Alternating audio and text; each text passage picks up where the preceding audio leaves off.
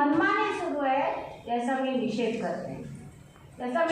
करते, आणि मला या ठिकाणी एवढंच सांगायचं आहे, आम्ही खूप सारी तयारी करून पेन ड्राईव्हमध्ये सर्व तुम्हाला व्हिडिओ दाखवायला आणलेला आहे की जी घटना झाली ना मतदानाच्या दिवशी, आम्ही मतदानाच्या केंद्रामध्ये जात असताना एकही मतदान केंद्र असं नव्हतं की ज्या ठिकाणी तक्रार नसेल.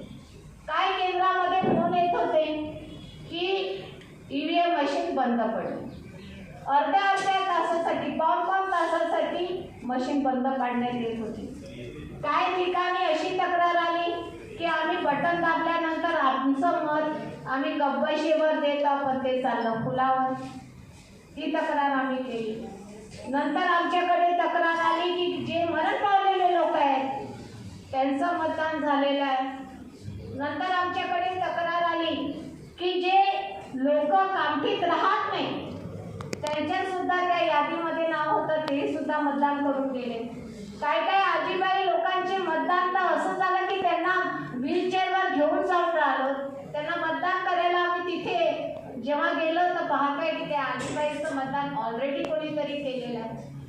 इतक्या अनेक तक्रारी आम्ही लेखीमध्ये पोलीस स्टेशन आणि निवडणूक आयोगाकडे केलेल्या आहे. मला सांगा, अशा पद्धतीचं जर निवडणूक होत असेल तर महाराष्ट्र बिहारच्या मार्गावर चाललेलं आहे असं मला वाटतं. हे महाराष्ट्र राहणार नाही, हे बिहारच्या मार्गावर चाललेलं आहे.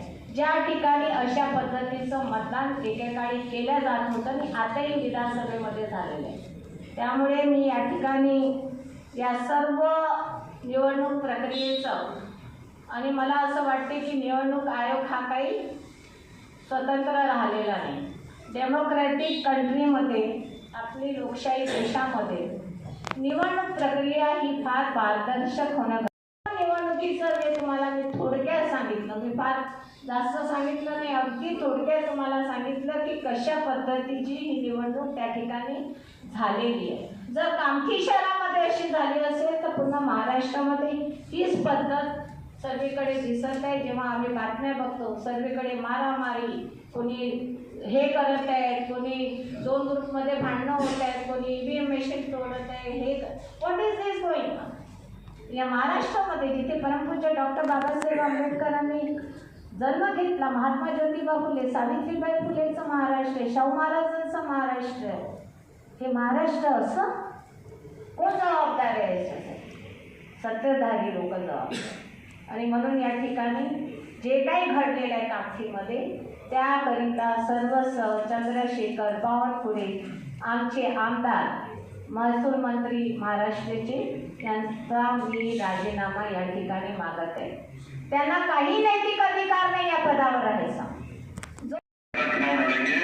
छोटे छोटे परिवार के होंगे, वो राजनीतिक कार्यकर्ता नहीं, क्योंकि एक बार चंद्रशेखर बावनकुळे का चुनाव अगर हार गए तो नुकसान नहीं होता है नेता का। सावंत का चुनाव हार गए नेता का नुकसान नहीं होता है, नेता तो कहीं भी नेता होता है, लेकिन जब एक छोटे कार्यकर्ता के चुनाव में छोटा कार्यकर्ता आता है उसकी सारी मिट्टी पर गिर जाती है समाज में।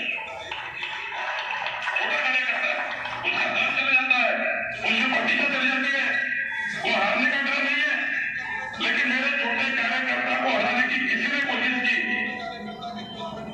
तो 5.5 साल मेरे घर के दरवाजे बंद रहे।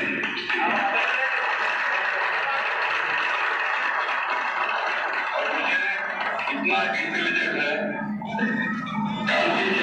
व्हाट्सएप ग्रुप मेरे पास नहीं है, ऐसा नहीं है, सभी व्हाट्सएप ग्रुप में मैं हूँ। उनसे व्हाट्सएप ग्रुप में क्या चलता है, उनसे व्हाट्सएप ग्रुप में क्या खबर आती है, ये मेरा वॉर रूम रोज देखता है। किसने क्या कहा, कौन क्या व्यक्त हुआ, सब लेता है। अगर पार्टी की इज्जत रखनी है, पार्टी की चुनाव जिताना है तो अभी आ गए, नहीं तो मैं अब भी माननीय एकनाथ शिंदे